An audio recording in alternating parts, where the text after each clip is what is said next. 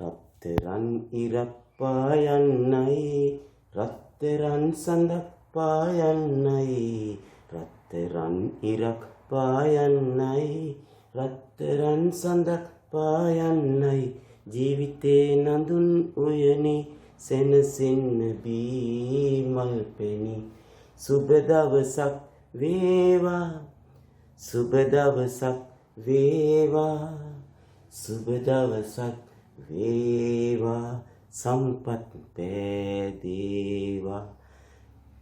පුංචි දරුවනි සියලු දෙනාටම සුබම සුබ දවසක් වේවායි මම හදවතින්ම ප්‍රාර්ථනා කරනවා. ඒ වගේම ඔයගොල්ලන්ට ළඟ ඉන ශිෂ්‍යත්ව විභාගයෙන් ඉතාමත්ම විශිෂ්ට ජයක් ලබා ගැනීමට මාගේ අද මේ සත්කාරය පූජාවක්ම වෙන්නයි කියලා මම ප්‍රාර්ථනා කරනවා. ඉතින් දරුවනි මේ සිසිර ඇකඩමි YouTube education channel එකට ඔයගොල්ලෝ සියලු දෙනාම මම ඉතාමත්ම ආදරයෙන් සාදරයෙන් ගෞරවයෙන් පිළිගන්නවා. ඉතින් අපේ පුංචි හපන්නු ටික දැන් මේ දවස්වල පුදුම සන්තෝෂයකින් ඇත්තේ නේද? ශිෂ්‍යත්ව විභාගයත් ළඟයිනේ. ඉවර වෙනකල් 100ක් නැතුව ඇති. ඉතින් ඔව් දරුවන්ට වගේම අම්මලටත් ඒ වගේම ලොකු බලාපොරොත්තුවක් තියන් ඉන්නේ. ඉතින් අපි බලමු අද දවසේ මාගේ මේ සත්කාරයෙන් ඔයගොල්ලන්ට යමක් විශිෂ්ටයක් වෙන්න යමක් කරගන්න පුළුවන් වේද කියලා. අද මම ඔයගොල්ලන්ට ගණිත ගැටලු කීපයක් සාකච්ඡා කරනවා. ඒවා කෙටි ක්‍රම යොදාගෙන ඒවා විසඳගන්නේ තාම ඉක්මනින් විසඳගන්නේ කොහොමද කියන එක. අපි එමුනම් වැඩි කතා නොකර පළවෙනි ගානට යන්නේද? ඔව්. අපි බලමු මෙන්න මෙහෙම. මාර්ගයක් දිගේ සමාන දුරින් විදුලි පහන් කණු 8ක් සිටුවා තිබේ. එතකොට මාර්ගයක් දිගේ විදුලි පහන් කණු 8ක් සිටුවා තිබේ. විදුලි පහන් කණු දෙකක් අතර දුර මෙහෙම පහන් කණු හිටවලා තියෙනවා. මේ පහන් කණු දෙකක් අතර දුර මීටර් කීයද 10ක්. මීටර් 10ක්. පහන් කණු දෙකක් අතර දුර මීටර් 10ක් නම් කණු අතර මුළු දුර කීයද කියලා අහනවා. එතකොට මට කියන්න බලන්න පහන් කණු 8ක් හිටවලා තියෙනකොට පරතර කීයක් තියෙනවද? පහන් කණු 8ක් හිටවලා තියෙනකොට ඒ අතරේ පරතර කීයක් තියෙනවද? දැන් මේ බලන්න පහන් කණු දෙකක් හිටවලා තියෙනකොට එක පරතරයයි. පහන් කණු 3ක් හිටවලා තියෙනකොට දැන් පරතර 2යි. පහන් කණු 4ක් හිටවලා තියෙනකොට දැන් පරතර පහන් කණු 4 නම් පරතර 3ක් තියෙනවා. එහෙනම් පහන් කණු 8ක් හිටවලා තියෙනවා නම් පරතර කීයක් තියෙනවද? පරතර ගණන කීයද? පරතර ගණන පහන් කණු 8ක් නම් පරතර ගණන 7ක් වෙනවා. එහෙමනම් එක පරතරයක් මීටර 10යිනේ. එහෙනම් අපිට එනවා කොච්චරද? මුළු දුර වශයෙන් අපිට එනවා එක පරතරයක් 10යි පරතර 7ක් තියෙනවා. එතකොට 10 ගුණ කිරීම 7. උත්තරේ කීයද? මීටර් 70යි. පැහැදිලිද? අපි එහෙනම් බලමු මේ ගානම අපි පොඩ්ඩක් තව ටිකක් වෙනස් කරලා. අපි හිතමු පහන් කණු 12ක් හිටවලා තියෙනවා. එතකොට මේ පහන් කණු 12ක් තියෙනවා. ඒ පහන් කණු දෙකක් අතර පරතරය මීටර් 10මයි කියලා ගමුකෝ. එතකොට මට කියන්න පහන් කණු 12ක් නම් පරතර කීයක් තියෙනවද? පහන් කණු 12ක් නම් පරතර කීයක් තියෙනවද? 11යිනේ. පහන් කණු 12ක් නම් පරතර ගණන 11යි. එතකොට මුළු දුර වෙන්නේ මේ පරතර 11ට මීටර් 10 ගානේ 11ක් තියෙනවා. ඒතර 10 ගුණ කිරීම 11. උත්තරය 11 සරත් 10 110යි මීටර්. ඕනනම් අපි තව ගණනක් හදලා බලමු. අපි හිතමු පහන් කණු 20ක් තියෙනවා. පහන් කණු 20ක් තියෙනවා. අපි දැන් මෙතනත් පොඩ්ඩක් වෙනස් කරලා බලමු. ඒතර මේ කණු දෙක අතර පහන් කණු දෙකක් අතර මීටර් 8යි කියලා ගමුකෝ දැන් අපි. මේ පහන් කණු දෙකක් අතර දුර මීටර 8යි. දැන් මට කියන්න පහන් කණු 20ක් තියෙනවා නම් පරතර කීයද? පහන් කණු 20ක් නම් පරතර කීයද? පහන් කණු 20ක් නම් පරතර තියෙන්නේ 19යි. පහන් කණු 20ක් නම් පරතර 19යි. එහෙමනම් දැන් ඔයගලන්ට ලේසි වෙන්න මම මෙතන මීටර් 10ම තියන්නම්. නැත්තම් ಗುಣ කරගන්න අපහසුයිනේ. එතන ඕන ගණනක් තිබ්බට ප්‍රශ්නයක් නැහැ. එහෙනම් අපි දැන් පරතර 19 10න් ගුණ කරාම උත්තරය 190යි. මීටර. මෙතන 8 තිබ්බනම් 19 8ෙන් ගුණ කරනවා. අපිට ඒ මෙතන මීටර 8 තිබ්බනම් අපිට 19 8ෙන් ගුණ කරන්නේ. ඒක ඉතින් අපිට ගුණ කරලා ගන්න පුළුවන් නේ. 8 9 72යි 72න් දෙක දැම්ම 7ක් ඉතුරුයි. 8ක් එක 8යි 7යි 15යි කියලා අපිට ඒත් ගන්න පුළුවන්. මම අර ලේසි වෙන්න දැන් පරතරේ මීටර 10ම තිබ්බේ. අපි බලමු තව ගැටලුවක් ගියා. අපි දැන් බලමු තවත් ගැටලුවක්. අපි හිතමු පන්තියේ ඉන්න ළමයින්ගෙන් 4 දෙනෙක් අපි ඉස්සර තෝරගමුකෝ. මේ ළමයි 4 දෙනා එකිනෙකා අතර එක්වරක් බැගින් අතට අත දෙනවා. එකිනෙකා අතර එක්වරක් බැගින්. ඒ කියන්නේ මම මෙයාට අතට දුන්නොත් මට ආයෙත් අතට දෙන්න බෑ එකපාරට. ඒ වගේ එකිනෙකා අතට දෙනවා. ඕන් සියලු දෙනා අතට දුන්න වාර ගණන කීයද කියලා අහනවා. අපි බැලුවොත් එහෙම මේ පළවෙනි එක්කෙනා මෙයාට අතට දෙනවා. ඒ වගේම මෙයාට අතට දෙනවා. මෙයාට අතට දෙනවා. දැන් මෙයා තුන් දෙනාටම දෙනවා. ඊට පස්සේ මෙයාට අතට දෙනවා. මෙයාට අතට දෙනවා. දැන් ඉතුරුනේ මෙයා නේද? මෙයාට අතට දෙනවා. ඒතර කී පාරද? දැන් එතකොට මේක අපිට බොහොම ලේසියෙන් ගන්න පුළුවන් මෙහෙම. දැන් මෙයා එතන පළවෙනි එක්කෙනා එයාට අතට දෙන්නේ නෑනේ. එහෙනම් මෙහෙම. අපි පළවෙනියා තව 3 දෙනෙක්ට අතට දෙනවා. ඊළඟ එක්කෙනා දෙන්නෙක්ට අතට දෙනවා. ඊළඟ එක්කෙනා එක්කෙනෙක්ට අතට දෙනවා. එතන 4 දෙනෙක් නම් 3 එකතු කිරීම 2 එකතු කිරීම 1 කියන එකෙන් අපිට උත්තරේ ගන්න පුළුවන්. වාර ගාන කීයද? අතට දුන්න වාර ගාන 3 2 5 1යි 6යි කියලා අපිට ගන්න පුළුවන්. හරිම ලේසි. දැන් අපි මේ ගාන චුට්ටක් වෙනස් කරලා බලමු. මම දැන් දෙනවා පන්තියේ ළමුන් ඉන්නවා 6 දෙනෙක් කියලා. එතකොට පන්තියේ ළමුන් 6 දෙනෙක් නම් දැන් අතට දුන්න වාර ගාන කොහොම වෙන්න ඕනේද? එතකොට 6 දෙනෙක් නම් පළවෙනියා එයාට අතට දෙන්නේ නෑනේ. එතකොට 6 දෙනා නම් 5 එකතු කිරීම 4 එකතු කිරීම 3 එකතු කිරීම 2 එකතු කිරීම 1. එතකොට මේකෙන් තමයි උත්තරේ ලැබෙන්නේ. වාර ගාන 5යි 4යි 9යි 9යි 3යි 12යි 12යි 2යි 14යි 1යි 15යි. වාර 15 වාරයක් එකිනෙකා අතර එක් වාරේ බැගින් අතට දෙන්න පුළුවන්. අපි ඕනනම් තව උදාහරණයක් අරන් බලමු. අපි හිතමු ළමයි 5 දෙනයි ඉන්නේ. ළමයි 5 දෙනයි. ළමයි 5 දෙනෙක් නම් අපි මොනවද එකතු කරන්න ඕනේ දැන්? 5 දෙනෙක් නම් ළමයි 4 එකතු කිරීම 3 එකතු කිරීම 2 එකතු කිරීම 1. උත්තරේ කීයද? 4යි 3යි 7යි 7යි 2යි 9යි 1යි 10යි. තේරුණාද? රයිට්. ඒ වගේ ගැටලුවක් ආවොත් එහෙම කරන්න. අපි බලමු දැන් මේ වගේ ගැටලුවක් ආවා. ජනවාරි මාසේ 1 වෙනිදා සෙනසුරාදා දවසක් නම් 2022 ජනවාරි 1 වෙනිදා සෙනසුරාදා දවසක්. හරිද? නම් ජනවාරි 31 වෙනිදා කවදා දවසක්ද කියලා අපි අපෙන් ඇහුවොත් එහෙම අපි කොහොමද මේකට උත්තරේ දෙන්නේ? ඔයගොල්ලෝ දන්නවද සතියකට දවස් කීයක් තියෙනවද? සතියකට දවස් 7යි. ඒතකොට ජනවාරි 1 වෙනිදා ඉඳලා දවස් 7න් 7ට තමයි නැවත සෙනසුරාදා දවස් එන්නේ. එතකොට බලන්න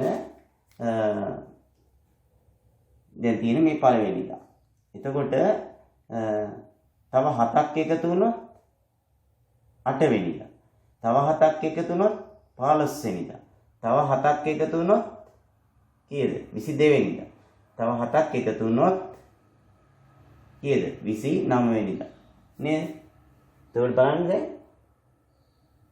7 ඒවා 4ක් එකතු වෙලා නේද? 7 ඒවා 4ක් එකතු වුණාම තමයි අපි බලන්නේ 7 ඒවා 4ක් 28යි නේ. දවස් 7 7 එකතු වෙලා තියෙනවා 4ක්. ඒතර 28යි. එතකොට 29 වෙනිදා සෙනසුරාදා දවසක්. එහෙනම් 31 කවදද කියලා අහන්නේ? 30 31. එතකොට සෙනසුරාදා ඉරිදා සඳුදා. එතකොට 31 ඇවිල්ලා සඳුදා දවසක්. මේ ඔක්කොම සෙනසුරාදා දවස්. හරි? තේරුණාද? අපි ඕනනම් ඒ වගේ තව උදාහරණයක් අරන් බලමුද? අපි හිතමු මාර්තු මාසේ 4 වෙනිදා. මාර්තු මාසේ 4 වෙනිදා බදාදා දිනයක් නම්. බදාදා දවසක් නම් අපි බලමු මාර්තු 31 කවද දවසක්ද? එතකොට 4 වෙනිදා බදාදා දවසක්. මේ 4 වෙනිදා බදාදා දවසක්. 4 වෙනිදා බදාදා දවසක්. එතකොට දැන් 7 3ක් ගත්තොත් 21යිනේ. අපි මේ 4ට 21ක් එකතු කරමු.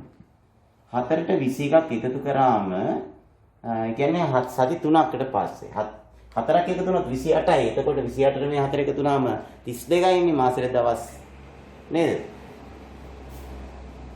32 වැඩිනේ එතකොට. එතන 4ට 21ක් එකතු කරාම 25යි. ඒ කියන්නේ මේ 25 වෙනිදා ඇවිල්ලා බදාද දවසක්. 25 වෙනිදා බදාද දවසක්. අපෙන් අහන්නේ 31 නේද? එතන බලන්න 31. 31 කිව්වම 25, 26, 27, 28, 29, 30, 31. එතකොට බලන්න බදාද. බ්‍රහස්පතින්දා, සිකුරාදා, සෙනසුරාදා, ඉරිදා, සඳ අඟහරුවාදා. එතන 31 ඇවිල්ලා අඟහරුවාදා දවසක්.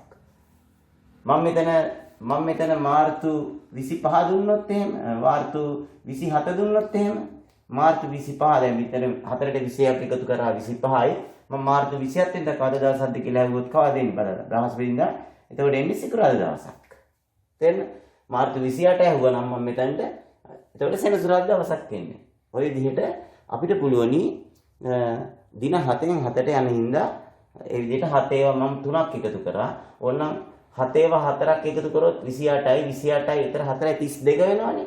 ඒතර 32 ඇවිල්ලා බදාදා නම් අර 31 ඇවිල්ලා අඟහරුවාදා 32ක් නෑනේ තින් මාසෙකට. ඒකෙන්ද මම එහෙම ගත්තේ නෑ. හරි. ක්ලේයාරුවනේ දැන් අපි බලමු මෙහෙම පළතුරු වෙළඳ සැලක් තියෙනවා. මේ පළතුරු වෙළඳ සැලේ තියෙන්නේ අඹ විකුණන පළතුරු වෙළඳ සැලක්. එතකොට මේ පළතුරු වෙළඳසැලේ තිබ්බ අඹගෙඩි 328ක් දින 4ක් තුල සමානව අලෙවි කළා අතර. කියන්නේ හැමදාම සමාන ගණන් අලෙවි කරලා එහෙම කරාට පස්සේ ගෙඩි 8ක් ඉතුරු වුණාලු. ගෙඩි 8ක් ඉතුරු වුණාලු. දවස් 4ක් තුල අලෙවි කළාම සමානව ගෙඩි 8ක් ඉතුරු වුණාලු. එතකොට එක් දිනකදී අලෙවි කළ අඹ ගෙඩි ගණන කීයද කියලා අහනවා. එක දවසකට අඹ ගෙඩි කීය ගානේ අලෙවි කළාද කියලා අහනවා. එතකොට දැන් අඹ ගෙඩි 8ක් ඉතුරුනා කියන්නේ විකුණලා තියෙන්නේ 328ම නෙමෙයි නේද? එහෙනම් විකුණු අඹ ගෙඩි ගාන හොයන්න අපි මේ 328න් 8ක් අඩු කරන්න ඕනේ. 328න් 8ක් අඩු කරන්න ඕනේ. අන්නේ ප්‍රමාණය තමයි විකුණලා තියෙන්නේ. 8ක් ඉතුරුනා ඒක විකුණලා නැහැනේ. එතකොට 320යි. ඒ කියන්නේ විකුණු අඹ ප්‍රමාණය 320යි. එහෙනම් මේ 320 තමයි සමානම දවස් 4කට විකුණලා තියෙන්නේ. එතකොට අපිට පුළුවන් මේ 320 4ෙන් බෙදුවහම උත්තරය 32ට 4 8යි. ඒ කියන්නේ ගෙඩි 80ක්. දවසකට ගෙඩි 80ක් විකුණලා තියෙනවා. එතකොට දවස් 4ට ගෙඩි 80 ඒවා 4ක් 320ක් විකුණලා තියෙනවා. අපි ඕනනම් මේ ගාන අපි තව පොඩ්ඩක් වෙනස් කරලා තවත් එකක් හදමු. අපි හිතමු තිබ්බේ මේ පළතුරු කඩේ අඹ ගෙඩි 124යි කියලා හිතමුකෝ. හරිද? එතකොට මේ දින 4ක් තුල වික්කහම සමානව අලෙවි කියලා අතර ඉන්න අඹ ගෙඩි 4ක් ඉතුරුනා කියලා හිතමුකෝ. අඹ ගෙඩි දැන් 4යි ඉතුරු වෙලා තියෙන්නේ. දැන් මේ ගාන හදන්නේ කොහොමද මේ විදිහටම? එතකොට අඹ ගෙඩි 4ක් ඉතුරු වුණා නම් විකුණලා තියෙන්නේ 124ම වික්කනේ 4ක් ඉතුරු වුණානේ. ඒ කියන්නේ 120යි විකුණලා තියෙන්නේ. එතකොට මේ ගෙඩි 120 සමානව දවස් 4කදී වික්කනම් එක දවසකදී වික්ක ප්‍රමාණය හොයන්න අපි 120 4ෙන් බෙදනවා නේද? 120 4ෙන් බෙදනවා 12ට 4 ඒවත් 3යිනේ. එතකොට උත්තරය 30යි. අඹ ගෙඩි 30යි. අඹ ගෙඩි 30ක් තමයි එක දවසකට විකුණලා තියෙන්නේ. ඒකනේ අහන්නේ නේද? දිනකදී අලෙවි කළ අඹ ගෙඩි ගණන කීයද කියලා. ඉතින් අපි බලමු දැන් කෙටි ක්‍රම මගින් මේ වගේ ප්‍රශ්නයකට මුහුණ දෙන්න හැටි. මුළු ඍජුකෝණාශ්‍ර ගණන කීයද කියලා අහනවා. බලන්න මේකේ ඍජුකෝණාශ්‍ර ගණන කීයද කියලා අහුවොත් අපිට ගණන් කරන්න ගියොත් ලොකු කාලයක් යනවා. තනි තනියව ගත්තොත් 1යි 2යි 3යි 4යි 5යි 6ක් තියෙනවානේ. ඊට පස්සේ මෙතනින් එකක් හැදෙනවා 7යි, මෙතනින් එකක් හැදෙනවා 8යි, මෙතනින් එකක් හැදෙනවා 9 ඔහොම ගණන් කරන්න ගියා නිකන් පැටලිලි සහගත. මේකට උත්තරය බොහොම ඉක්මනින් ලේසියෙන් ගන්න ක්‍රමයක් කියලා දුන්නොත් නරකද? ඔන්න බලන්න. අපි දාගන්නවා මේකට 1 2 3 කියලා මේ පැත්තට. මේ පැත්තට දාගන්නවා 1 2 කියලා. අපිට තියෙන්නේ දැන් මේකයි මේ තුන එකතු කරා. 1 2 3යි 3යි 3යි ඔක්කොම කීයක් තියනවද? 6ක් එනවා. මෙතන 1යි මේ දෙක එකතු කරනවා. 1යි 2යි එකතු කරාම කීයක් එනවද? 3ක් එනවා නේ. ඊට පස්සේ අපිට තියෙන්නේ මේකෙන් හදාගන්න පුළුවන් මුළු ඍජු කොනාශ්‍ර ගන්න හොයන්න මේ 6 3ෙන් ගුණ කරන්න. 6 වරක් 3 කීයද? 18යි. අර විදියට බලන්න 18ක් අපිට හොයාගන්න ගියාම අමාරුයි නේද? අපිට ඍජු කොනාශ්‍ර 18ක් මේ විදියට අරගෙන හදන්න පුළුවන්. දැන් බලන්න මේක මේකේ ලොකු ගණක් එන්න ඕන. අරකටත් 18ක් ආවනේ. තේරෙනවද? එතකොට මේකෙන් බලනකොට මේකටත් අපි පුළුවන් ඒ විදිහට ගත්තාම 1 2 3 4 5 කියලා දාන්න. මෙතන 1 2 3 කියලා දාන්න පුළුවන් නේ. ඊට පස්සේ අපි මේවා එකතු කරනවා මේ පැත්තට. මේ පැත්තට එකතු කරා වෙනවා 1 2 3 3 3 6යි 6 4 10යි 10යි 5යි 15ක් එනවා. මේ පැත්තට මේ තුන එකතු කරොත් කීයක් එනවද?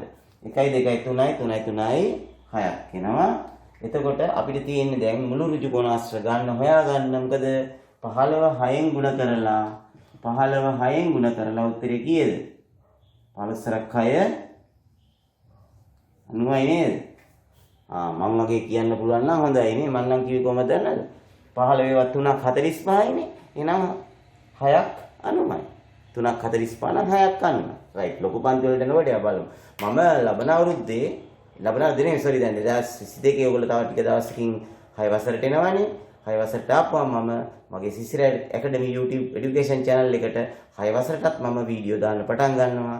එතකොට ඔයගොල්ලන්ට මාත් සමග මෙතනින් එහාට දිගටම සම්බන්ධ වෙලා ඉන්න පුළුවන්. මගේ නාලිකාවත් එක්ක හිටියොත් ජයෙන් ජයම ගන්න පුළුවන්. රයිට්. දරුවනි අපි බලමු දැන් තවත් චුට්ටක් වෙනස් ගානක්. අපි බලමු කෙටි ක්‍රමයකින් මේකට උත්තරේ ඉක්මනට ගන්න ඕනේ. භාගයේදී අපි ඉක්මනට උත්තරේ ගන්නත් එපා නේද? සීනි කිලෝග්‍රෑම් එකක මිල සෑම මාසකම ඊට පෙර මාසයට වඩා රුපියල් 3කින් වැඩි වෙනවා. හැම මාසෙම රුපියල් 3 ගානේ වැඩි වෙනවා. මාර්තු මාසයේ සීනි කිලෝග්‍රෑම් එකක මිල රුපියල් 150යි. එතකොට ඔක්තෝබර් මාසයේ සීනි කිලෝග්‍රෑම් එකක මිල කීයද කියලා අහනවා. ඒතර හැම මාසෙම 3 ගානේ වැඩි වෙනවා. මාර්තු මාසයේ සීනි කිලෝ එකක් බැලුවාම රුපියල් 150යි. එහෙනම් ඔක්තෝබර් මාසයේ සීනි කිලෝග්‍රෑම් එකක මිල කීයද කියලා අහනවා. එතකොට මාර්තු කියන්නේ කීවෙනි මාසෙද? මාර්තු කියන්නේ 3 වෙනි මාසේ නේද? ජනවාරි පෙරහර මාර්තු 3 වෙනි මාසේ. එතකොට ඔක්තෝබර් කියන්නේ කීවෙනි මාසෙද? ඔක්තෝබර් නොවැම්බර් දෙසැම්බර්. එතකොට ඔක්තෝබර් කියන්නේ 10 වෙනි මාසේ. එහෙමනම් අපි බලන්න ඕනේ මේ මාර්තු වල ඉඳලා ඔක්තෝබර් වෙනකල් මාස කීයක් තියෙනවද කියලා. අපිට පුළුවන් එතකොට ඔක්තෝබර් කියන්නේ 10 වෙනි මාසේ, මාර්තු කියන්නේ 3 වෙනි මාසේ. එතකොට මාස 7ක්. මාස 7ක් දැන් මේ විදිහට වැඩි වෙවි ගිහිල්ලා තමයි ඔක්තෝබර් මාසේ මිල හැදෙන්නේ. එතකොට මාසෙකට රුපියල් කීය ගානේද වැඩි වෙනවා කියන්නේ? මාසෙකට රුපියල් 3 ගානේ තමයි වැඩි වෙන්නේ. එතකොට වැඩිවන මිල හොයන්න මොකද කරන්න ඕනේ? වැඩිවන මිල හොයන්න ඒ කියන්නේ 3 ඒවා 7ක් 3 වගේ 7 පාරක් නේද? එතකොට 3 වරක් 7 රුපියල් 21ක් වැඩි වෙනවා. එහෙනම් සීනි කිලෝග්‍රෑම් එකක මිල හොයන්නේ කොහොමද? සීනි කිලෝග්‍රෑම් එකක මිල හොයන්නේ අපි අර තිබ්බ 150යිනේ. ඒකට මේ වැඩි වෙච්ච මිල එකතු කරන්න ඕනේ. එතකොට 150ට අපි මේ 21 එකතු කරලා තමයි උත්තරේ ගන්න ඕනේ. 150ට මේ 21ක් එකතු කරාම අපිට එනවා රුපියල් කීයක්ද? 171ක්. රුපියල් 171ක් එනවා. ඕනනම් අපි මේක තව චුට්ටක් වෙනස් කරලා හදමු. අපි හිතමු රුපියල් 3 ගානෙමයි වැඩි වෙන්නේ හැම මාසෙම. මේ සීනි කිලෝග්‍රෑම් එකක මාර්තු මාසෙදී සීනි කිලෝග්‍රෑම් එකක් අපි හිතමු රුපියල් 130ට තිබ්බා කියලා. එතකොට එහෙමනම් ඔක්තෝබර් මාසයේ සීනි කිලෝ අපි මාසෙත් වෙනස් කරමුකෝ. නොවැම්බර් කියලා දාමුකෝ අපි මෙතනට. නොවැම්බර් මාසෙදී සීනි කිලෝග්‍රෑම් එකක මිල කීයද කියලා ඇහුවොත් අපි මොකද කරන්න ඕන? එතකොට මාර්තු කියන්නේ 3 වෙනි මාසේ, නොවැම්බර් කියන්නේ 11 වෙනි මාසේ. එහෙනම් 11න් මාර්තු කියන්නේ 3 වෙනි මාසේ අඩු කරනවා. එතකොට 11න් 3ක් අඩු කරාම කීයද? 8යි නේද? ඒ කියන්නේ මාස 8ක්. මාස 8ක්. එහෙනම් රුපියල් 3 ගානේ 8ක්. 3 ගානේ රුපියල් 8ක්. 3ක් 8 රුපියල් කීයද එන්නේ? 24ක්. එතකොට තිබ්බේ මාර්තු මාසේ තිබ්බේ 130යිනේ. එහෙනම් අපි මේ 130ට මේ වැඩි වුණ රුපියල් 24 එකතු කරලා උත්තරේ ගන්නවා කීයක්ද? එතකොට එන්නේ රුපියල් 130ට 24ක් එකතු කළාම රුපියල් 154යි. ඉතින් ඒගොල්ලන්ට ගාන ওই විදිහට පොඩ වෙනස් කර දෙන්න පුළුවන්. එතකොට මෙතන සීනි වෙනුවට හාල් කියලා දාන්න පුළුවන් නේද? පොල් කියලා දාන්න පුළුවන්. ඉතින් ඒවා මේ ගාන හදන ක්‍රමය ඔයගොල්ලෝ පොඩ්ඩක් හොඳට බලාගෙන නිරීක්ෂණය කරලා යන්න. එතකොට මේ ගණන් කියන ඒවා හරීම පහසුවෙන් මේ ගණන් කොටස හදාගන්න පුළුවන්. අද මම ගණන් කොටස තමයි සාකච්ඡා කරන්නේ. දැන් දරුවනේ අපි ඊටත් වඩා වෙනස් කරනක් දැන් සාකච්ඡා කරන්න සූදානම්. අපි හිතමු මේ නිවසේ තින්ත ආලේප කරන්නට, බිත්තිවල තින්ත ආලේප කරන්නට මිනිසුන් 4 දෙනෙක් යෙදුවොත්, මිනිස්සු 4 දෙනෙක් වැඩට යෙදුවොත් දින 9ක් යනවලු. කියන්නේ හොඳට බිත්ති පොලිෂ් කරලා, කපලා කොටලා නේද? ඒවයි අඩුපාඩු සකස් කරලා හදන්න මිනිස්සු 4 දෙනෙක්ට දින 9ක් ගත වෙනවා. එම නිවසේ තින්ත ආලේප කරන්නට අපි මිනිස්සු 9ක් යොදන්නේ නැතුව, මිනිස්සු 4 දෙනා යොදන්නේ නැතුව අපි මිනිස්සු 6 දෙනෙක්ම යෙදුවොත් ගතවන දින ගණන කීයද කියලා අහනවා. නිකම්ම හිතන්න දැන් මිනිස්සු ගාන අඩුවෙන් යෙදුවොත් දින ගාන වැඩියෙන් යනවනේ. මිනිස්සු ගාන වැඩි කරොත් යන කාලය අඩු කරගන්න පුළුවන්. ඒ වගේ එකක්. අපි මෙතනදී කරන්නේ මෙතන මිනිස්සු 4 දෙනෙක් දින 9ක් වැඩ කරනකොට ඒ සාමාන්‍ය වැඩ ප්‍රමාණය මනින්නේ මෙහෙමයි. මිනිසුන් ගණන දින ගණනෙන්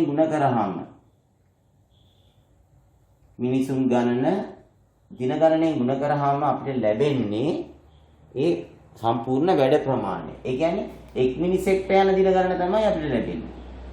එක් මිනිසෙකුට යන දින ගණන. කියන්නේ එක මිනිහෙක් දාලා වැඩ කරොත් කොච්චර දින ගණනක් යනවද කියලා. බලන්න අපි ගුණ කරලා බලන්න. මිනිස්සු 4 දෙනෙක්ට දින 9ක්. එතන මිනිසුන් ගණන 4යි දින ගණන 9යි. ඒ කියන්නේ මෙතන එනවා 36ක්. එක මිනිහෙක් වැඩ කරොත් දින 36ක් වැඩ කරන්න ඕනේ. මේ වැඩ ප්‍රමාණය ඉවර කරන්න. එක මිනිහෙක් වැඩ කරොත් දින 36ක් වැඩ කරන්න ඕනේ. තනියම වැඩ කරොත්. ඉතින් අපෙන් අහන්නේ දැන් මොකද මේ වැඩ ප්‍රමාණය කරන්න මිනිසුන් 6 දෙනෙක් යෙදුවොත් ගතවන දින ගණන හොයන්න අපිට පුළුවන්. දින ගණන හොයන්න මොකද කරන්න ඕනේ? මේ 36 අපිට ආපු එක මිනිහෙක්ට ගතවන දින ගණන මේ 6ෙන් බෙදුවාම අපිට උත්තරේ එනවා කීයද? දින ගණන 6ක් එනවා. දැන් අපි ඕන තව ටිකක් වෙනස් කරලා බලමු. අපි හිතමු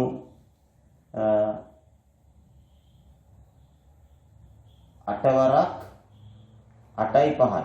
ඒ කියන්නේ මිනිස්සු 8 දෙනෙක් යෙදුවොත් දින 5කදී වැඩක් ඉවර කරන්න පුළුවන්. ඒ වැඩේ කරන්න අපි මිනිස්සු 10 දෙනෙක් යෙදුවොත් මොකක් වෙයිද කියලා බලමු. එතකොට මිනිස්සු ගන්න 8යි දින 5යි නම් මෙතන එන්නේ 8 වරක් 5. එනවාම අපිට කීයක්ද? 40ක්. ඒ කියන්නේ එක මිනිහෙක් වැඩ කරොත් දින 40ක් වැඩ කරන්න ඕනේ. එහෙනම් දින 10කින් වැඩේ ඉවර කරන්න නම් අපි මොකද කරන්න ඕනේ? මේ 40 බෙදන්න ඕනේ කීයෙන්ද? මිනිස්සු 10ක් නේ දැන් යොදවන්නේ. එතකොට අපිට පුළුවන් මිනිස්සු 10ක් යෙදුවොත් දින 4කදී මේ වැඩේ ඉවර කරන්න. ඒ මිනිස්සු ගාන වැඩි කරලා තියෙන්නේ අපි. ඒකට දින 4කින් වැඩේ ඉවර කරගන්න පුළුවන්. මේ මම දැන් හිතන ගැටලු දෙකක් එතකොට සාකච්ඡා කරේ නේද? right දැන් තේරුණානේ කරන වැඩේ? හොඳයි. තව ටිකක් අධ්‍යයනය කරන්න. තව පාරක් මේ ගාන බලලා.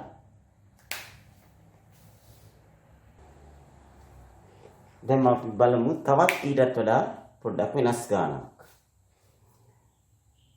තල කැරැල්ලක මිල රුපියල් 12යි කියලා ගමු. ටොපියක මිල රුපියල් 10යි. හරිද? එකක මිල. තල කැරැල්ල එකක මිල 12යි, ටොපි එකක මිල රුපියල් 10යි. මේ තල කැරලි හා ටොපි ඔක්කොම 20ක් තියෙනවා. අපි හිතමු මෙතන මල්ලක් තියෙනවා. මේ මල්ල ඇතුලේ ඔක්කොම තියෙනවා තල කැරලි සහ ටොපි ඔක්කොම 20ක්. ඒ මුළු ඔක්කොම 20ම වටිනාකම රුපියල් 210යි කියලා දීලා අපෙන් අහනවා මේකේ තියෙන තල කැරලි හා ටොපි ගන්න වෙන වෙනම හොයන්න. තල කැරලි කීයක් තියෙනවද අර ඇතුලේ, ටොපි කීයක් තියෙනවද මේක ඇතුලේ කියලා අපෙන් අහනවා. ඉතින් අපි ඒ වෙලාවට පොඩි උපක්‍රමයක් පාවිච්චි කරනවා මෙන්න මෙහෙම. දැන් මේ දෙකෙන් මිල අඩු මොකද්ද? ටොපියක්නේ. ටොපියක මිල රුපියල් 10යි. අපි කරන්නේ මෙහෙම. ඒ අර මිල අඩු වටිනාකමක් තියෙන ටොපියක මිල අපි අර මේ දෙකේම ඔක්කොම එකතුව 20ක්නේ. ඒතර ඒ අඩු වටිනාකමක් තියෙන එක අරගෙන ඒක අපි 20ෙන් ගුණ කරනවා. 20 10ක් කීයද? උත්තරය 200යි. හරිද? එතකොට අපි ඊට පස්සේ දැන් මුළු වටිනාකම 210යිනේ. ඊට පස්සේ ඒ ඔක්කොගේ මුළු වටිනාකම රුපියල් 210න් අර 200 අඩු කරනවා. 210න් මේ 200 අඩු කරනවා. එතකොට උත්තරේ එනවා කීයද? 10ක්.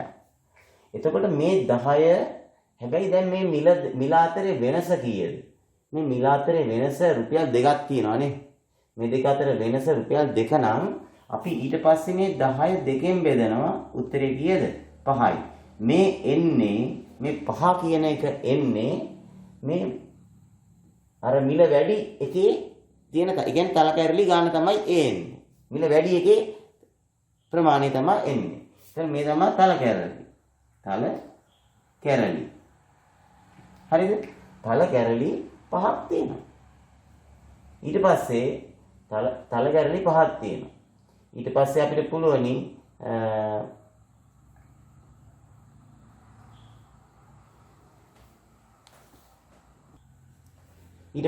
පුළුවනි මෙන්න මෙහෙම. දැන් ඔක්කොම 20ක් තියෙනවානේ. එතකොට අපිට පුළුවන් 20න් දැන් තල කැරලි 5ක් තියෙනවානේ. එතකොට 20න් 5ක් අඩු කරාම 15ක් තියෙනවා. මේ මොනවද මේ? ටොපි 15ක් තියෙනවා. ටොපි 15ක් තියෙනවා. තල කැරලි 5යි ටොපි 15ක් තියෙනවා. ඒ මුල් වටිනාකම තමයි 120. අපි ඕනනම් තව ගණක් හදලා බලමු. අපි මේ ගානම අපි තව ඉලක්කම් ටික පොඩ්ඩක් වෙනස් කරලා අපි තාක් හදමු. දැන් අපි එම ගැටලුවමයි අපි හිතමු තල කැරැල්ලක මිල රුපියල් 20යි, ටොෆියක මිල රුපියල් 15යි. හරිද? මේක මල්ලේ තියෙනවා තල කැරලි ටොපි ඔක්කොම 20ක් තියෙනවා මේක ඇතුලේ. එතකොට ඒ වගේ මුළු වටිනාකම රුපියල් 350ක් කියලා දෙනවා. අපි දැන් තෝරගන්න කිව්වේ මම කොහොමද? මේ දෙකෙන් අඩු වටිනාකමක් තියෙන්නේ 15. අපි 15 අර මේ දෙවර්ගයේම තියෙන ඔක්කොම ප්‍රමාණයෙන් ගුණ කරනවා. මේ 15 20ෙන් ගුණ කරනවා. මේ 15 අඩු එකනේ 15. මේ 15 අපි මේ 20ෙන් ගුණ කරනවා. ඒතර 15 20ෙන් ගුණ කරාම 300ක් එනවා. ඊට පස්සේ අපි කරන්නේ දැන් මේවේ මුළු වටිනාකම 350නේ. අපි කරන්නේ මේ 350න් අර 300 අඩු කරනවා. 350න් 300ක් අඩු කරාම කීයද? 50යි. ඊට පස්සේ මොකද කරේ අපි? දැන් මේ මිල දෙකේ වෙනස රුපියල් 5යි නේද? ඒතකොට අපි කරන්න ඕනේ මේ 50 5න් බෙදන්න. 50 5න් බෙදුවහම උත්තරේ එනවා 10ක්. ඒතකොට මේ 10 එන්නේ අර වැඩි වටිනාකමක් තියෙන ඒවා. මොනවාද වැඩි වටිනාකමක් තියෙන්නේ? තල කැරලි තමයි මේ එන්නේ. තල කැරලි 10ක් තියෙනවා. එහෙනම් ටොපි 20ක් තියෙනවානේ. මේ ඔක්කොම ඒවා 20ක් තියෙනවානේ. ඒතකොට මේ 20ෙන් තල කැරලි 10 අඩු කරාම ඉතිරි වෙන්නේ 10යි නේද? ඒ ඉතිරි වෙන්නේ 10යි. ඒ 10 මොනවද? ටොපි 10යි. ටොපි 10යි. ඒ කියන්නේ මෙතන තිබිලා තියෙන්නේ මේ මල්ලේ තල කැරලි 10යි, ටොපි 10යි. අපි බලමු 10යි 10යි 20 10ක් 200යි, 15 10ක් 150යි. ඒතකොට 200යි 150 එකතු කරාම මේ 350 එනවා. රයිට්?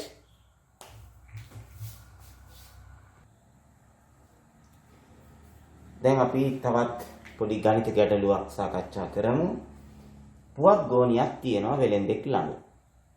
අපි දන්නේ පුවක් ගෝණියේ ගෙඩි කොච්චරක් තියෙනවද කියලා. ඒ පුවක් ගෙඩියක් රුපියල් 4 බැගින් මිලදී ගත්තා. ඒ කියන්නේ වෙලෙන්දා තව කෙනෙක්ගෙන් එක ගෙඩියක් රුපියල් 4 ගානේ මිලදී අරගෙන රුපියල් 6 බැගින් විකිණීමෙන් පසු. ඒ කියන්නේ එයා ගෙඩියක් රුපියල් 4 ගානේ අරගෙන ගෙඩියක් රුපියල් 6 ගානේ විකුණුවා. විකුණු පසු රුපියල් 800ක ලාභයක් මෙයාට ලැබුණා. රුපියල් 800ක ලාභයක් මෙයාට ලැබුණා. එහෙනම් අපෙන් අහනවා ඔහු විකුණු පුවක් ගෙඩි ගණන කීයද කියලා. එතකොට ළමයි බලන්න එක ගෙඩියක් 4 ගානේ අරන් 6 ගානේ වික්කහම අපිට හොයාගන්න පුළුවන් එක කාරණයක් මොකද්ද? එක් ගෙඩියකින් ලාභය නේද? එක් ගෙඩියකින් ලාභය. ඒ කියන්නේ ලාභය කියන්නේ වාසිය. අපිට එක ගෙඩියක් විකුණුවාම රුපියල් කීයක වාසියක් තියෙනවද? 4ට අරගෙන 6ට වික්කහම අපිට රුපියල් 2ක වාසියක් තියෙනවානේ. ඒ කියන්නේ 6න් 4ක් අඩු කරාම උත්තරය රුපියල් 2ක වාසියක් තියෙනවා අපිට. එතකොට අපිට මේ ඔක්කොම ගෝණියම වික්කහම අපිට ලැබිච්ච මුළු ලාභය රුපියල් කීයද? 800යි. එහෙනම් අපිට පුළුවනි 800 අර දෙකෙන් බෙදුවාම එක ගෙඩියකින් රුපියල් 2ක් ලාභයිනේ. දෙකෙන් බෙදුවාම අපිට එනවා කීයද? 400ක්. එම නිසා පුවක් ගෙඩි ගණන කීයද? පුවක් ගෙඩි ගණන 400යි. පුවක් ගෙඩි ගණන 400යි. ඒතර ගෙඩි 400යි. හරිනේ 400 දෙක ලාභය 800යි. මුල් ලාභය. අපි ඔන්න මේ ගාන තව ටිකක් වෙනස් කරලා හදමු. එක පුවක් ගෙඩියක් 5 ගානේ අරගෙන අපි හිතමු 8 ගානේ වික්කා. 5 ගානේ අරගෙන 8 ගානේ වික්කා. එතකොට අපිට ලැබිච්ච මුළු ලාභය අපි හිතමු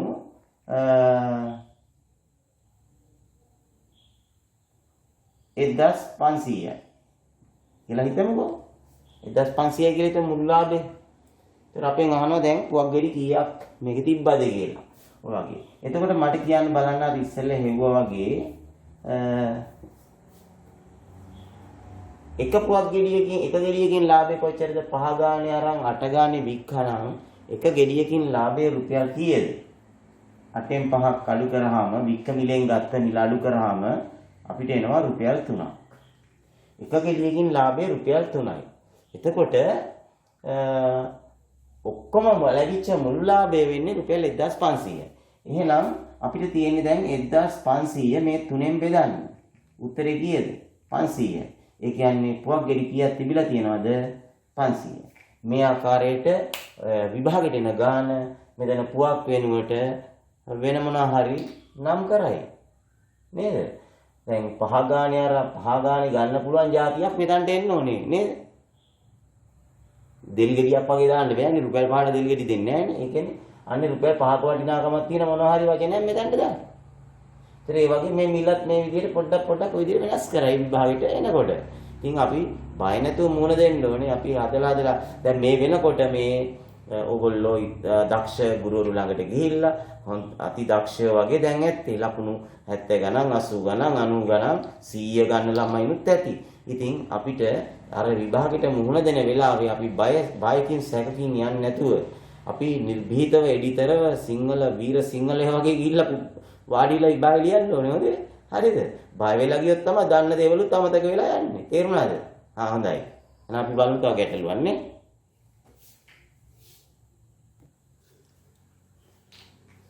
දැන් බලන්න මේක තවත් ආකාරයක ගැටලුවක් අපි බලමු කෙටි ක්‍රමයකින් අපි මේකට උත්තරේ ගන්න ආකාරය. මේසයක් වටා මෙන්න මේ වගේ මේසයක් වටේට ළමයි වාඩි වෙලා ඉන්නවා කණ්ඩායමක්. අපි දන්නේ නැහැ කීයක්ද කියලා. හැබැයි මේකේ දෙවෙනි ළමයාට ඉදිරියෙන් 7 වෙනි ළමයා ඉන්නවලු. දෙවෙනි ළමයාට ඉදිරියෙන් 7 වෙනි ළමයා ඉන්නවලු. එතකොට මෙතන ඉන්න මුළු ළමයි ගාන කීයද කියලා තමයි අහන්නේ. මේ මේසේ වටේ ඉන්න මුළු ළමයි ගාන. අපි කරන්න ඕනේ මෙන්න මෙච්චරයි. ඒතර අපි මේක තිත්ැඳ ඇඳා මෙහෙම දඟලන්නේ නැතුව මේ 7න් 2ක් අඩු කරනවා. කීයද? 7න් 2ක් අඩු කරාම එන්නේ 5යි. ඊට පස්සේ පළු දෙකක් තියෙනවානේ දෙපැත්තේ. මේ 5 අපි 2කින් ගුණ කරනවා 10යි. එහෙනම් මුළු ළමුන් ගාන කීයද? මුළු ළමුන් ගණන සමානයි 10යි. අපි අලුත් තව උදාහරණයක් කරගෙන මේසයක් වටා ළමුන් කණ්ඩායමක් වාඩි වෙලා ඉන්නවා. අපි හිතමු 3 වෙනි ළමයාට ඉදිරියෙන් ඉන්නේ 9 වෙනි ළමයා. හරිද? ඒ කියන්නේ මෙතන 3 වෙනි ළමයාට ඉදිරියෙන් ඉන්නේ 9 වෙනි ළමයා. දැන් එනම් කොහොමද මේ ගණන හදන්නේ? ඈ කියන්න බලන්න. දැන් මම කියලා දුන්න දේ තේරුණාද? එහෙනම් අපි කරන්න ඕනේ 9න් 3ක් අඩු කරනවා. 9න් 3ක් අඩු කරාම කීයද? 6යි. එහෙනම් ඊට පස්සේ අපි කරන්න ඕනේ 6 දෙකෙන් ගුණ කරනවා. උත්තරේ කීයද? 12යි. මේ මෙසේ වටේ ළමයි කී දෙනෙක් ඉන්නවද? 12යි. හරි. දැන් එකක් හදලා බලමු. තප්පර ගානයි යන්නේ. මේකේ අපි තුමු පස්වෙනි ළමයාට ඉදිරියෙන් ඉන්නේ 11 වෙනි ළමයා. පස්වෙනි ළමයාට ඉදිරියෙන් ඉන්නේ 11 වෙනි ළමයා. එතකොට අපි බලමු දැන් මේ ගාන කොහොමද හදන්නේ කියලා. මෙතන පස්වෙනි ළමයා එයාට ඉදිරියෙන් ඉන්නේ 11 වෙනි ළමයා. දැන් අපි කරන්න ඕනේ 11න් අඩු කරනවා 5. උත්තරේ කීයද? 11න් 5ක් අඩු කරාම 6යි. ඊට පස්සේ අපි 6 දෙකෙන් ගුණ කරනවා. උත්තරේ කීයද? 12යි. ඒතර මුළු ළමුන් ගන්න කීයද? මුළු ළමුන් ගන්න 12යි. ලේසි නේද? මම හිතන්නේ දැන් ගොඩක් පැහැදිලි වුණා ඒ උදාහරණය. ඉතින් ළමයි මේක අපිට ඉතින් මේ රවුම වෙනුවට වෙනත් හැඩතලයක් ඇඳලා දෙන්නත් පුළුවන් මේ වගේ සංවෘත රූපයක් ඇඳලා කියයි මේසයක් කියලා කියයි. ඒකට නැත්තම් රවුමක් වටේ ඉන්නවා කියලා කියයි. ඒ වගේ මොකක් හරි කියයි. ඕන දැන් ළමයි මම ඔයගලන්ට කියලා දෙන්න යන්නේ මැජික් කොටු ගැන. මැජික් කොටු. හරි? අපි හිතමු මෙහෙම කියන. 1 සිට 9 තෙක් ඉලක්කම් සියල්ලම එකවරක් පමණක් බැගින් යොදා ගනිමි. ඒ කියන්නේ එක ඉලක්කමක් ගන්න පුළුවන් එකපාරට. එක ඉලක්කමක් එකවරක් පමණක් බැගින් යොදා ගනිමින් හරහටත් පහලටත් එකතුව සමාන වනසේ. ඒ කියන්නේ මේ පැත්තට එකතු කරා. මෙහෙම එකතු කරාම එන උත්තරේම මේකත් එන්න ඕනේ මේකත් එන්න ඕනේ. මේකත් එන්න ඕනේ. එම උත්තරේම මේකත් එන්න ඕනේ මේක. ඔය විදිහට මේ ඉලක්කම් 9 මේ කොටුව ඇතුළට දාන්න ඕනේ. හරිද? ඒතර අපිට පුළුවනි මේක තප්පර ගානකින් කරන්න මෙන්න මේ රටාව ඉගෙන ගත්තොත්. හරි. අපි ඉස්සෙල්ලම කරන්න ඕනේ මේ දැන් මේ වටේ පේලි 3 තියෙන්නේ. මේ පේලි 4. මේ 4 මැද. මෙන්න මේකේ මැදයි මේ පේලියේ මැදයි මේ පේලියේ මැදයි මේ පේලියේ මැදයි. ඔය මැදවල් 4 පොඩ මාක් කරගන්න. මාක් කරගෙන ඉවර වෙලා මොකද කරන්නේ? මේ දෙකේ ඉලක්කම මෙතන තියෙන දෙකේ ඉලක්කම අපි දානවා මෙතනට. මේ 8ට යටින්. මේ 8 ඉලක්කම දානවා 2ට උඩින්. 4 ඉලක්කම දානවා 6ට එහා පැත්තෙන්. 6 ඉලක්කම දානවා 4ට මේ පැත්තෙන්. මම බලන්න දැන් කරන්න හැටි. මේ දෙකේ ඉලක්කම කපලා මම දාන්නේ මෙතනින්. මේ 8 ඉලක්කම කපලා මම දාන්නේ මෙතනින්. හරිද? ඊළඟට දැන් මේ දෙක. මේ 4 ඉලක්කම කපලා මේ පැත්තෙන් ලියනවා. 4 ඉලක්කම කපලා මම මෙතනින් ලියනවා. මේ 6 ඉලක්කම කපලා මම මේ පැත්තෙන් ලියනවා. ඔන්නෝම ලියනවා. දැන් ඕගොල්ලන්ට පේනවද? දැන් මේ මෙහෙම තිබ්බ කොටුව දැන් මෙහෙම හැරුණා මේ. මෙහෙම හැරිලා තියෙන්නේ මේ. දැන් මේ කොටුව මෙහෙම හැරිලා මේ අතර හැරිලා.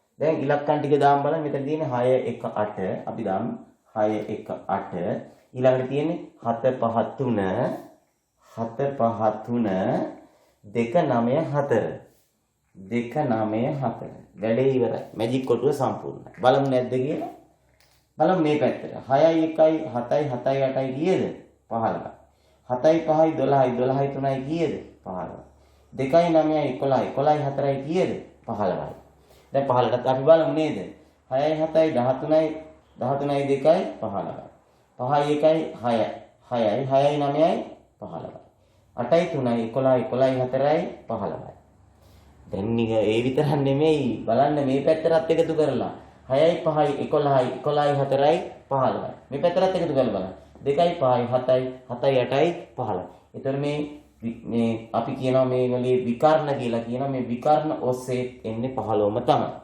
මේක ළමයි මේ අපිට මේ 1 2 3 4 5 6 7 8 9 එකේ ඉලක්කම් වලින් විතරක් නෙමෙයි සමාන පරතර තියෙන අපි මෙතන අර දාගත්තා වගේ දෙකෙන් දෙකට තුනෙන් තුනට හතරෙන් හතරට ඉලක්කම් ලියාගෙනත් අපිට මේ වැඩේ කරන්න පුළුවන් ඔය විදිහටම එතකොට ඉන්නේ හැබැයි 15 නෙමෙයි උත්තරේ.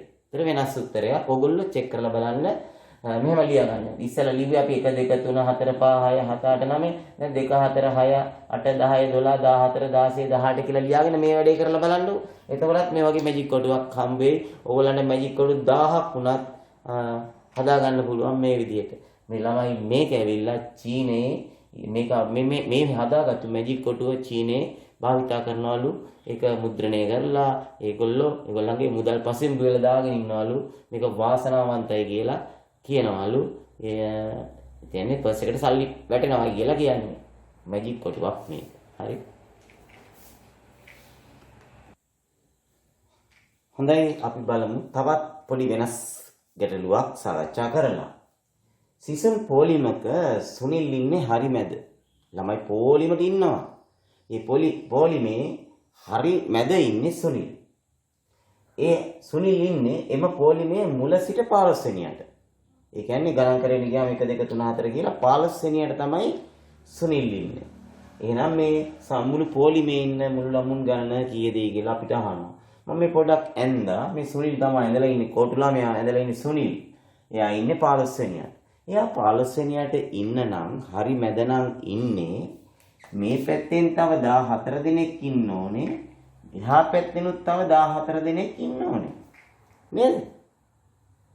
එතකොට සුනිල් මැද ඉන්නේ මේ පැත්තෙන් 15 වෙනියටනේ සුනිල් ඉන්නේ. මේ පැත්තෙන් ළමයි 14ක් ඉන්න ඕනේ. එහා පැත්තෙන් ළමයි 14ක් ඉන්න ඕනේ. එතකොට සුනිලුත් එක ළමෙක් හැටියට ගන්න ඕනේ මුළු ළමුන් ගන්න හොයනකොට.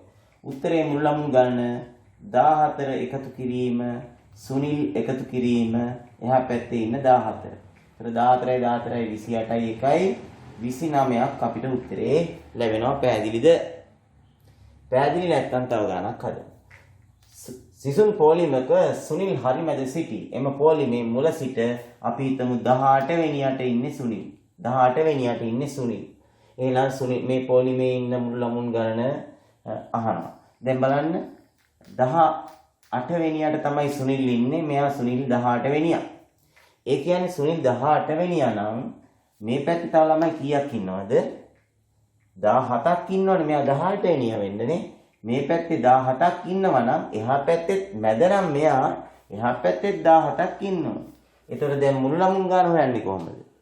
මුළු ළමුන් ගාන හොයන්නේ මේ 17යි සුනිල් එක්කෙනයි අර අනිත් පැත්තෙන් ඉන්න 17යි. ඔන්න ඔහොම එකතු කරගමුනේ. 17යි 17යි 34යි 1යි 35යි. මේ පොලිමේ ළමයි 35ක් ඉන්නවා. ওই විදිහට අපිට පුළුවනි මේ ඉලක්කම් වෙනස් කර කර ගැටලුව දෙන්න. හරිද? සුනිල් ඉන්නේ 18 වෙනියා නම් මෙහෙම දානවා. 17 18 දෙපැත්තට දානවානේ. හරිනේ? තේරුණා නේද? එහෙනම් ඉතින් මොනවද දුන්නත් මොකද නේද අපිට හදාගන්න බැරියයි. රයිට්. අපි බලමු තින්ත ආලේප කිරීමක් පිළිබඳව තියෙන ගාන. මීටර් 6ක් දිග මීටර් 6ක් පළල සමචතුරස්‍රාකාර බිත්තියක. මීටර් 6ක් දිගයි මීටර් 6ක් පළලයි සමචතුරස්‍රාකාර බිත්තියක තින්ත ආලේප කිරීමට ලීටර් 4ක් අවශ්‍යයි. මේකට ලීටර් 4ක් ඕනෙලු. මම මේක ඇතුලෙන් දාන්නද ලීටර් 4යි කියලා. තින්ත ලීටර් 4ක් ඕනේ. එහෙනම් මීටර් 9ක් දිග මීටර් 2ක් පළල ඍජුකෝණාශ්‍රාකාර බිත්තියකට මීටර් 9ක් දිග මීටර් 2ක් පළල ඍජුකෝණාශ්‍රාකාර බිත්තියකට ආලේප කරන්නට අවශ්‍ය තින්ත ප්‍රමාණය අපෙන් අහනවා. හරිද? එතකොට ළමයි අපි සාමාන්‍යයෙන් මේක ඇවිල්ලා සමචතුරස්‍රයක් මේක ඇවිල්ලා ඍජුකෝණාශ්‍රය. එතකොට අපි සමචතුරස්‍රයක වර්ගඵලය හොයන්නේ කොහොමද? දිග ගුණ කිරීම පළලෙන්. ඍජුකෝණාශ්‍රයක වර්ගඵලය හොයන්නේ කොහොමද? ඒ දිග ගුණ කිරීම පළලෙන්. එහෙනම් අපිට පුළුවනි මේකේ වර්ගඵලය හොයාගන්න. මේකේ වර්ගඵලය කියන්නේ 6 ගුණ කිරීම 6. ඒ කියන්නේ 36යි වර්ග මීටර. වර්ග මීටර 36යි. මේකේ වර්ගඵලයත් අපිට හොයාගන්න පුළුවන්. 9 ගුණ කිරීම 2. 9 වරක් 2. දිගයි පළලයි ගුණ කරනවා. 9 වරක් 2 කීයද? 18යි වර්ග මීටර. ඒකකයේ වර්ග මීටර මම මෙතන සිංහලෙන් ලිව්වා, මෙතන ඉංග්‍රීසියෙන් ලිව්වා, එතන සිංහලෙන් ලියන්නේ ඉඩ මදින් ඉඳ වර්ග මීටර. දැන් බලන්න පොඩ්ඩක් මෙතන වර්ග මීටර් 36ක තින්තාලේප කරන්න ඕනේ. මෙතන වර්ග මීටර් 18ක තින්තාලේප කරන්න ඕනේ. ඒ කියන්නේ බලන්න 36 දෙකෙන් බෙදුවාමනේ 18 එන්නේ. 36 දෙකෙන් බෙදුවාම 18යි. ඒ කියන්නේ මෙතන යන ප්‍රමාණය වගේ දෙගුණයක් මේකට යනවා. එහෙම නැත්නම් මේකට යන තින්ත ප්‍රමාණයෙන් භාගයයි මේකට යනවා නේ. එහෙනම් මේකට ලීටර් 4ක් යනවා නම් මේකට යන්නේ කොච්චරද ලීටර්? ලීටර් 2යිනේ. මෙතන බලන්න මේ 36න් භාගනේ 18. 18 දෙකෙන් ගුණ කරාමනේ 36. ඒ කියන්නේ 2 දෙකෙන් ගුණ කරාම 4යි. නැත්නම් 4න් භාගේ ලීටර් 2යි. උත්තරය අවසාන උත්තරේ මොකක්ද එතකොට? ලීටර් 2යි. තින්ත ලීටර් 2ක් යනවා මේක මේ බිත්තියට ගන්න. මේකට 4ක් යනවා නම් අරකට 2ක් යනවා.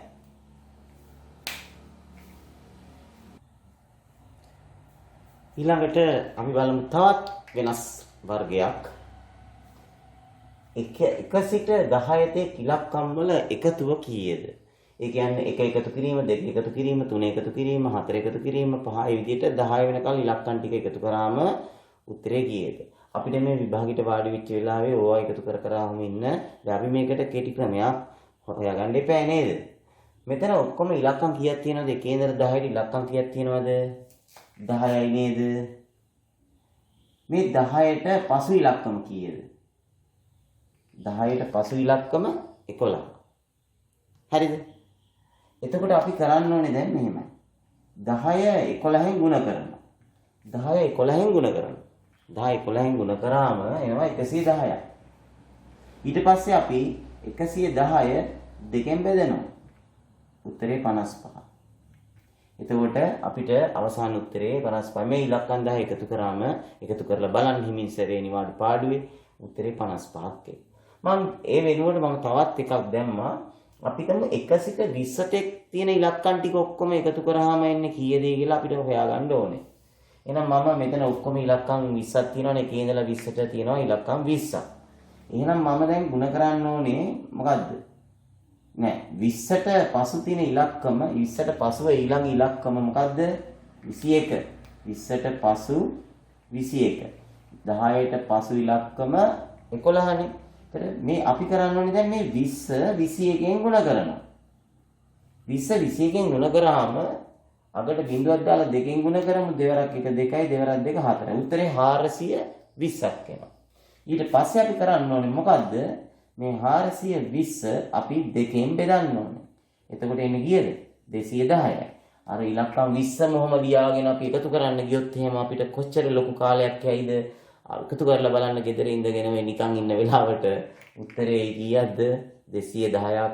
එහෙම ඇඟිලි ගණන් කර කර එකතු කරනකොටත් වර්ධින ඉඳී තියෙනවා. හැබැයි මෙහෙම වර්ධින්නේ අපිට ගාන තප්පර ගානකින් හදාගන්න පුළුවන් උත්තරේ ගන්න පුළුවන්. රයිට්? තව මේ වගේ උදාහරණ කර කර බලන්න.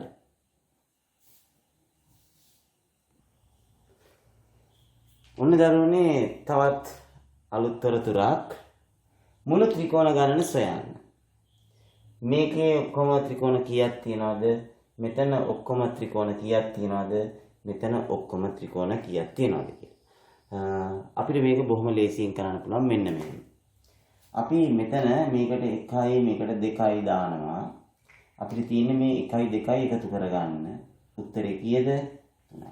මේකෙන් හදන්න පුළුවන් ත්‍රිකෝණ 3යි. දැන් මේකට එහෙමනම් අපි ඒ විදිහට කරොත් බලන්න කොච්චර ලේසිද කියලා 1 2 3 කියලා දාගත්තොත් එතකොට එනවා මොකද්ද? 1 එකතු කිරීම 2 එකතු කිරීම 3. උත්තරේ කීයද? 3යි 2යි 5යි 1යි 6යි. මුළු ත්‍රිකෝණ ගණන මේකෙන් 6ක් හදාගන්න පුළුවන්. මේක එහෙම 1 2 3 4 කියලා දාගන්නවා. අපි එමන 1 එකතු කිරීම 2 එකතු කිරීම 3 එකතු කිරීම 4. දැන් ඔක්කොම ත්‍රිකෝණ කීයක් එනවද බලන්න. 4යි 3යි එකතු කරාම 7යි 7යි 2යි එකතු කරාම 9යි 9යි 1යි එකතු කරාම කීයද? 10යි. ත්‍රිකෝණ ගණන 10යි. ඉතින් මේ ආකාරයට ඔයගලන්ට ගැටලු වෙන්න ඉඩ තියෙනවා. අපි තවත් ආකාරයක් බලමු. එතකොට ළමයි මෙන්න මේ වගේ රූප දීලා ඔයගලන්ගෙන් මුළු ත්‍රිකෝණ ගණන ඇහුවොත් මෙන්න මේ විදිහට කරන්න. 1 2 හරි මේ කැලලටත් 1 2 අරගෙත් අපි දැම්මොත් එහෙම 1 2 3 1 2 3 හරිද හොදා ගන්න මෙතනින් අපි ගන්නවා 1 2 එකතු කරාම කීයද 3යි මෙතනිනුත් ගන්නවා 1 2 එකතු කරාම කීයද 3යි ඊට පස්සේ මේ දෙක 15ට එකතු කරනවා ඔක්කොම කීයද 6යි මේකේ ඔයගොල්ලෝ හොඳට බලන්න මම පෙන්නන්නම් මේ ත්‍රිකෝණයක් මේ එන 2යි මේකයි 3යි මේකයි 4යි ඊට පස්සේ මෙතන එකක් තියෙනවා 5යි ලොකු එකයි 6යි ඉතින් අපි ඔහොමම බලන්න අරකේ එහෙම අමාරුනේ බලන්න එහෙමනම් අපිට ඒක කරන්න තියෙන්නේ මෙච්චරයි 1යි 2යි 3යි එකතු කරලා මෙතනින් දානවා එතකොට 6ක් එනවා මේකත් අපි 1යි 2යි 3යි එකතු කරාම කීයක් එනවද 6ක් එනවා දැන් මේ 6යි 6යි 15ට එකතු කරාම කීයක් එනවද 12යි මේ රූපයෙන් ඔය විදිහට ත්‍රිකෝණ 12ක් හදන්න පුළුවන් එතකොට බලන්න මේ ක්‍රමය කෙටි ක්‍රමයක් හැටියට ලස්සන්ට හිතේ තියාගෙන යන්න කලබලයක් නැතුව විභාගයට යන දාට කලින් මේක පොඩ්ඩක් ලියලා තියාගෙන බලන්න තප්පර ගානෙන් අපිට උත්තරය අරන් දෙයි මොළයට කිසිම මහන්සියක් නැතුව උත්තරේ 12 කියලා ගන්න පුළුවන් මොළේ කූල් එකේ විභාගේ ඉවර වෙනකල් මොළේ කූල් එකේ තියා ගන්න ඕනේ මොළේ මහන්සි කරන්නේ නැතුව අද මම කියලා දුන්න ගොඩාක් ගැටලු අපිට මොළේ මහන්සි කරන්නේ නැතුව උත්තර ගන්න පුළුවන් විදිහටයි මම ඔයගලන්ට කෙටි ක්‍රම කියලා දුන්නේ මොලේ කූල් එකේ තියා ගන්න ඕනේ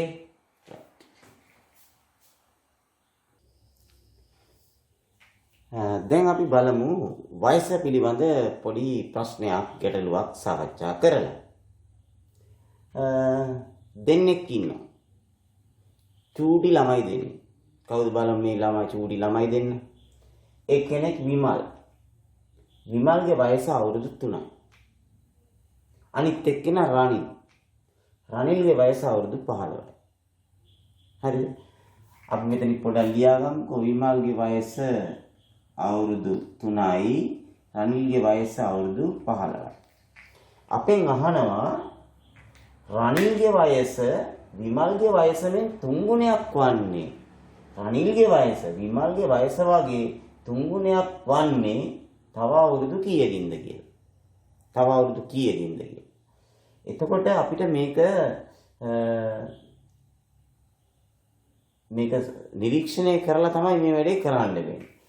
තව අවුරුද්දක් ගියාම මෙයාගේ වයස 4 වෙනවා, මෙයාගේ වයස 16 වෙනවා. මේ අවුරුදු එකකින් නේද? අවුරුදු එකකින්. තවත් අවුරුද්දක් ගියොත් මෙයාගේ වයස අවුරුදු 5 වෙනවා, මෙයාගේ වයස අවුරුදු 14 වෙනවා. එතකොට තවත් අවුරුද්දක් ගියාම දැන් අවුරුදු 2කින්. තවත් අවුරුද්දක් ගියොත් මෙයාගේ වයස 6 වෙනවා, මෙයාගේ වයස 18 වෙනවා. ඒ අවුරුදු කීයකින්ද? 3කින්. අන්නාවනේ උත්තරේ. මේ බලන්න 3 ගුණයක් නේද? 3 ගුණයක් නේද? 6 වේවා 3ක් නේ 18. ඒ රනිල්ගේ වයස, විමල්ගේ වයස වගේ 3 ගුණයක් වෙලානේ අවුරුදු කීයකට පස්සේද? උත්තරය අවුරුදු 3කින්. අවුරුදු 3කින් තමයි 3 ගුණයක් වෙන්නේ. හරි? එතකොට ඕගොල්ලන්ට මම අද දවසේ ගැටලු සමූහයක් සාකච්ඡා කරා. එකම ගැටලුව වගේ ගණන් කීපයකුත් හැදුවා. ඉතින් ඕගොල්ලන්ට දෙක පත්‍රයට එන ගණිතයේ කොටස ඊටාත්ම පහසුවෙන් මොළයට කිසිම මහන්සියක් නැතුව වෙහසක් නැතුව සාදා ගන්න ආකාරයට මෙන්න මේ වගේ කෙටි ක්‍රම පාවිච්චි කරලා හොඳින් ඉගෙන ගන්න මේ දවසේ. ඉතින් මම ඔයගලන්ට ප්‍රාර්ථනා කරනවා මාගේ වීඩියෝ බලපු සියලුම දෙනාට කිසිම ගැටලුවක් නැතුව ඔයගලන්ගේ ශිෂ්‍යත්ව විභාගයේ ගණිතේ පමණක් නෙමෙයි අනිත් විෂයනුත් සියලුම දේවල් තාමත්ම හොඳින් ලියලා තාමත්ම සාර්ථකව මුහුණ දීලා කිසිම බයක් නැතුව සැකයක් නැතුව තාමත්ම ගැඹීරව නිර්භීතව වීර කොල්ලෙක් වගේ කොල්ලෙක් කෙල්ලෙක් වගේ විභාග ලියලා ශිෂ්‍යත්වයේ සමත් වෙන්නේ කියලා මම ඊටාත්ම ඕනෑකමින් ආදරෙන් මතක් කරනවා. ඉතින් ප්‍රාර්ථනා කරනවා. එහෙමනම් ඔයගොල්ලෝ මගේ සිසිර ඇකඩමියට ලබන ඔයගොල්ලෝ 6 වසරට ආවට පස්සේ සම්බන්ධ වෙලා දිගින් දිගටම අධ්‍යාපන කටයුතු වල යෙදෙන මම ඉල්ලා සිටිනවා.